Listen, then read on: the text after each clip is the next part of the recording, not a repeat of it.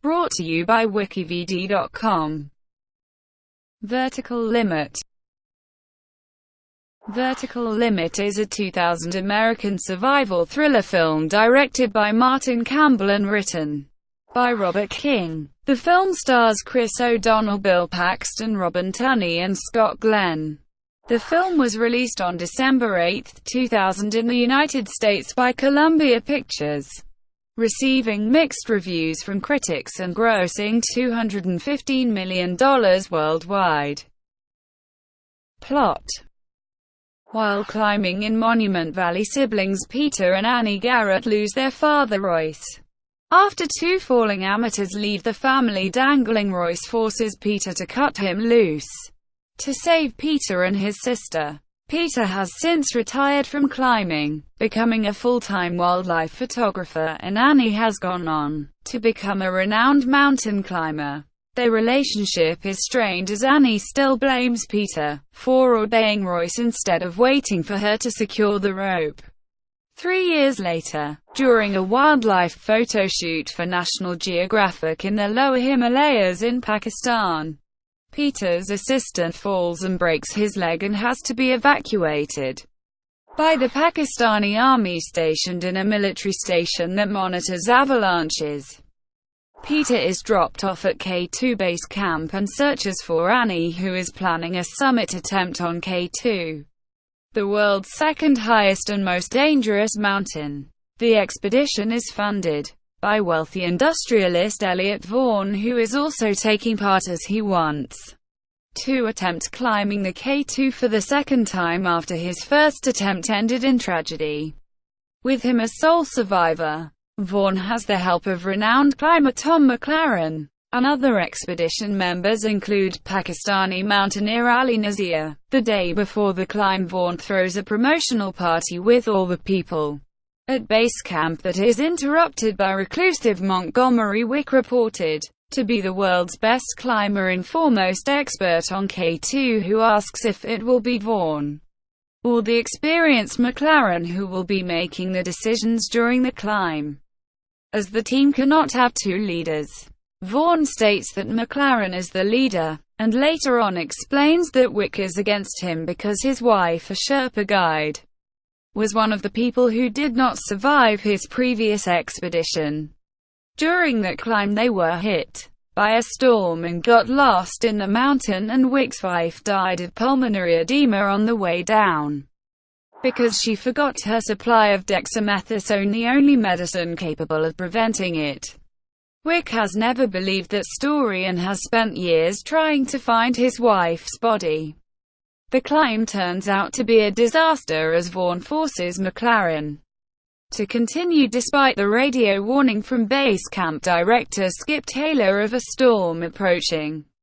As the storm closes in, the winds begin to wreak havoc and cause an avalanche, and Annie, Vaughn and McLaren fall through a patch of ice and become trapped in a crevasse, while the other expedition members are killed. Radio contact is lost, but Peter remains by the radio and hears Annie using static to send a Morse code to inform base camp that they are alive. Peter manages to assemble a rescue mission with some of the climbers at base camp, including base camp director Skip Taylor, brothers Cyril and Malcolm, who are experienced climbers looking for adventure, Monique Aubertine, who needs the money from the reward offered by Vaughn's company, and Kareem Nazir, who is Alice's cousin and wants to help even if he knows that his cousin is already dead.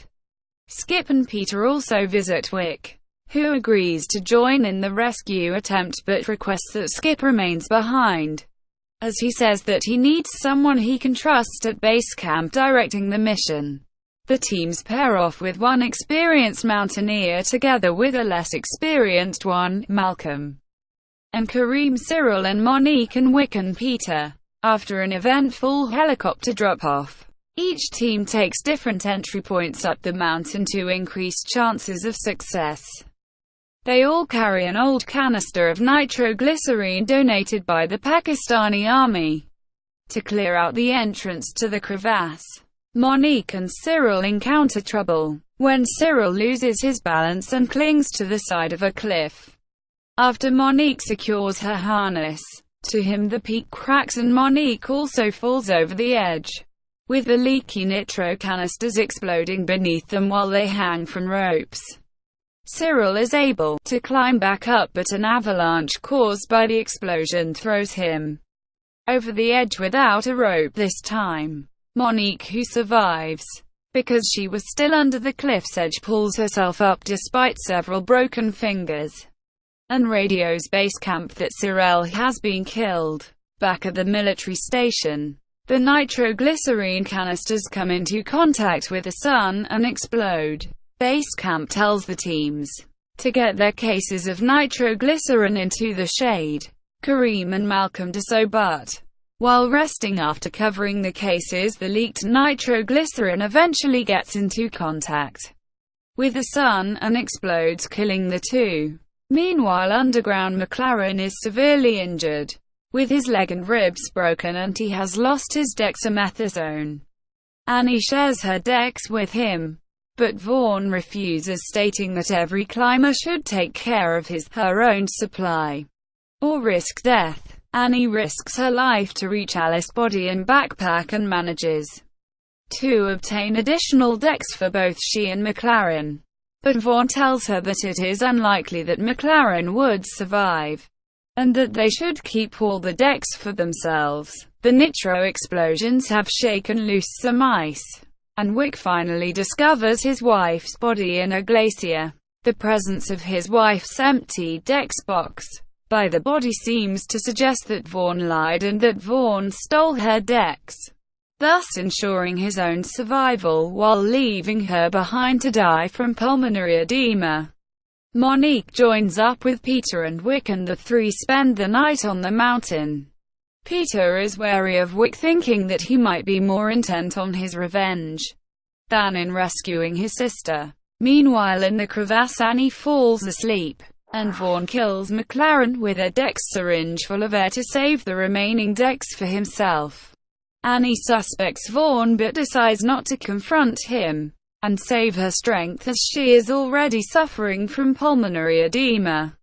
Wick wakes up to find that Peter and Monique have gone already towards their destination, leaving him behind as they no longer trust him.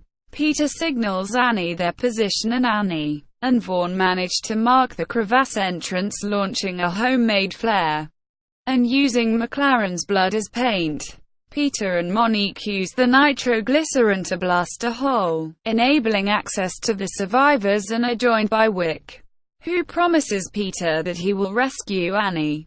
Wick descends into the cave and harnesses Annie, and although a weakened Vaughn thinks he is about to attack him, Wick attaches a harness to him as well. Along with Peter, he attempts to pull Annie out of the crevasse, but an ice boulder falls, knocking Wick and Vaughn from the ledge in the crevice and pulling Annie and Peter down. Monique alone remains on the ledge, holding the rope with the other four hanging on to it. To save Annie and Peter and to fulfill his revenge on Vaughn, Wick pulls a knife from his pocket, says a Buddhist prayer, and cuts the rope, holding himself and Vaughn, dropping the two to their deaths.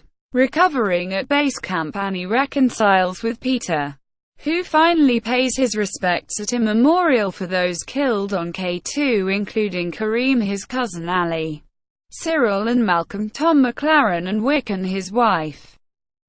Box office. Vertical Limit grossed $69.2 million domestically and $215.7 million worldwide, becoming the 17th highest-grossing film of 2000. Against a budget of $75 million, the film was a success. In the United States, the film opened number 1 during its opening day, December 8, earning an estimated $5.1 million, overtaking How the Grinch Stole Christmas, which had stayed since November 17. On its opening weekend, the film finished second at the box office with $15.5 million. Critical reception. Vertical Limit received mixed reviews from critics. as the film holds a 48% rating on Rotten Tomatoes based on 109 reviews. With the site's critic consensus reading, the plot in Vertical Limit is ludicrously contrived and cliched. Meanwhile, the action sequences are so over the top and piled one on top of another, they lessen the impact on the viewer. The movie has the rating of onallmovie.com. The film grossed over $217 million over a $75 million budget, making it a box office success. Brought to you by WikiVidi.com. Would you like to know more?